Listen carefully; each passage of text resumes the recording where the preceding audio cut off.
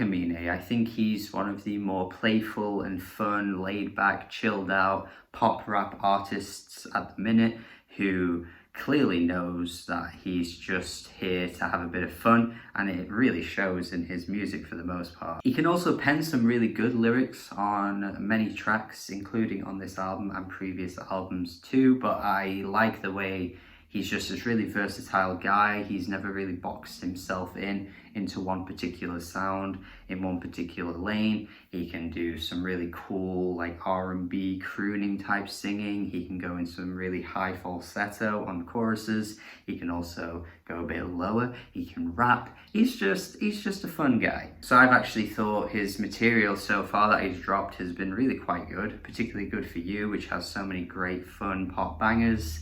The 1.5 mixtape, which I didn't really enjoy to begin with, but then when I went back to it, I actually found some really good tracks on there, especially Reel It In, which is a fucking fantastic track and maybe his best song to date. He tends to be really good with features too. I actually think he had the best guest feature throughout the entire 2019 on the Jailbreak the Tesla track with Injury Reserve, which blew me away. His wordplay on there, his rhymes are just so clever, so witty. They're funny as fuck as well. He really sat down and thought about what he was saying on that track. It fit the theme of the song perfectly. He sounds great over that beat.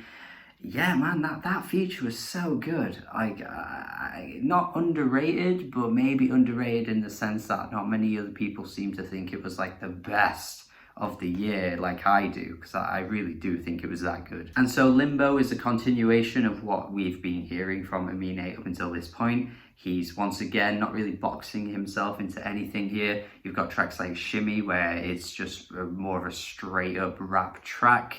You've got tracks that are a bit more, you know, R&B inspired, like the Summer Walker feature. You've got another Injury Reserve feature on here too. The rope that is tying this album all together, all these tracks together, is incredibly loose, because you cannot really point to one thing and say that this album is this, because once again, his versatility is shining through. And to be honest, it's just jam after jam after jam. There is really very little in the way of misses on this album, and it's just a fun time. The one thing I would probably say that is still missing a little bit from Aminé's albums are the lyrics. Once again, he's not exactly shining through with the most impressive lines, not like he did on that Injury Reserve track, which I just mentioned. Most of the tracks are pretty straightforward. He does rap on some of these tracks too. He's hardly a guy you're going to go to for the most impressive lyrics of the year, because you're not going to get that. But because I find him so infectious, I personally just don't really mind. And tracks like Woodlawn, I think, are fantastic just because of the sample that's being used, the way he sounds over the beat. It's got this kind of like flute type sample in the same way that, you know, like a track like Mask Off did by Future. Tracks like this really remind me of how much I like the tone of his voice, which I think is why I can just sit through his music and really enjoy it, despite the fact, again, you're not really going to be pulling out great lyrics throughout here. It's pretty much whatever. You could kind of just skip over the lyrics and be fine. It's not really the essential aspect of this album. Tracks like Roots really take it back to his debut, which came out in like 2017 now. Definitely going for that type of like shiny, sunshiny pop type feel with the chorus. And then you got Charlie Wilson, by the way, coming at the end with such a great soulful vocal appearance. I feel like this album could have done with more of this, because this kind of shows up out of nowhere and you're just like, damn, Charlie, always killing it with his voice, and he sounds great here, and it's a nice outro to the song. Let me go. Can't Decide is a lovely slice of pop rap, just kind of playing to his strengths on this one. A great little peppy beat, and then immediately after you've got Compensating, which again just is peak Aminé. This beat is really what he raps over so well and sings over so well. Then you got Young Thug bringing in a wacky as hell verse, talking about random shit. He talks about cheese at one point. It's just Thugger doing what he does. Shimmy and Riri were the main singles, I believe, for this album. Riri being a a really nice ode to Rihanna, I guess, in the sense. It's not the most fantastically lyrical written track, but I guess he just wanted to do a song like this. Shimmy showing how much he adores ODB, because obviously the references to ODB and these songs Shimmy Shimmy Ya show up quite blatantly on this track. This is one of the more rap driven songs. He sounds really great over this beat.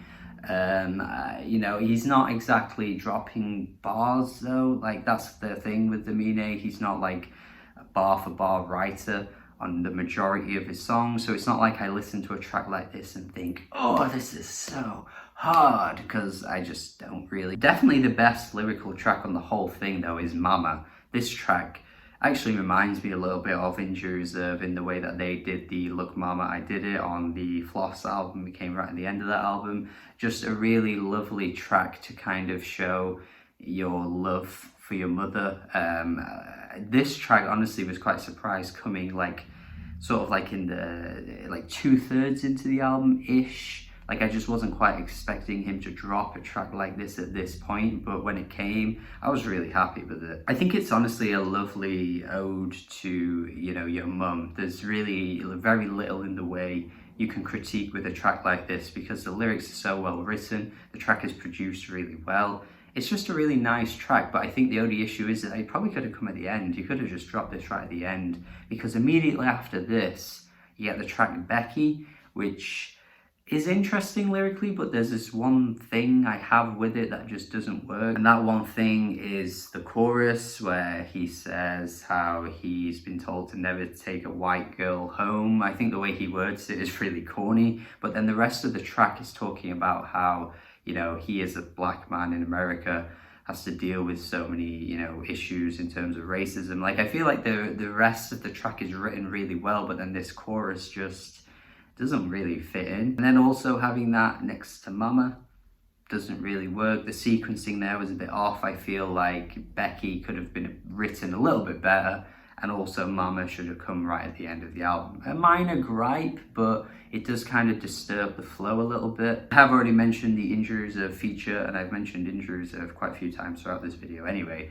but the track Fetus is including the Injury Reserve members. I'm assuming Parker is the producer on this track, because you can tell the beat compared to the rest of the album is like a night and day shift. You could tell that this is surely Parker producing this, because it just doesn't sound like anything on the album. He's definitely always had one of the most distinct producer styles in modern hip hop anyway, but it's actually kind of weird how different this beat sounds compared to the rest of the album. I do like this track too. They have collaborated in the past, so I feel like Aminé always sounds right at home with Injury Reserve. It's actually kind of weird how good their chemistry is on each of the tracks that they've all collaborated on. It's really quite strange, because obviously that's quite rare to find, and I feel as though their mixing together is always so good. Even Groggs managed to get a feature on this too. They've actually never done a track all together where Groggs is there for a feature too. Each time Aminé is on an Injury Reserve track, or Injury Reserve is on Aminé's tracks, Groggs just never managed to make it onto the track, but he's here too. Of course, rest in power to Groggs. Still think about him most days. Actually, it's really sad that we lost him. There is a pretty solid, sensual, sexy R&B jam with Summer Walker.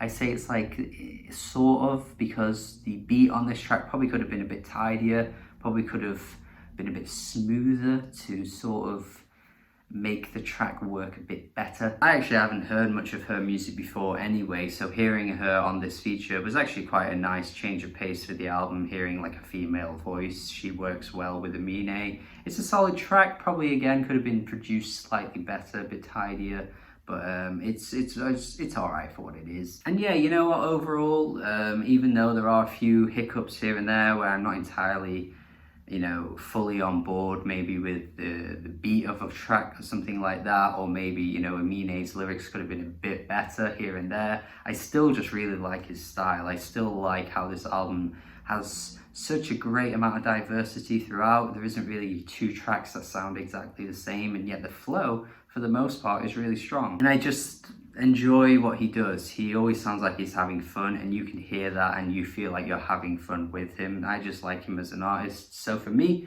I'm gonna go 7 out of 10. Definitely worth your time. Even if you don't exactly like the whole thing front to back, you'd pull away a few tracks definitely from this. And that is the review. Thank you for watching my review here. Hopefully you enjoyed it. Hopefully you agree with my opinion. If you don't, or if you do, let me know in the comments. Either way, I don't mind. Thank you again. Subscribe if you haven't already. Have a good day and goodbye.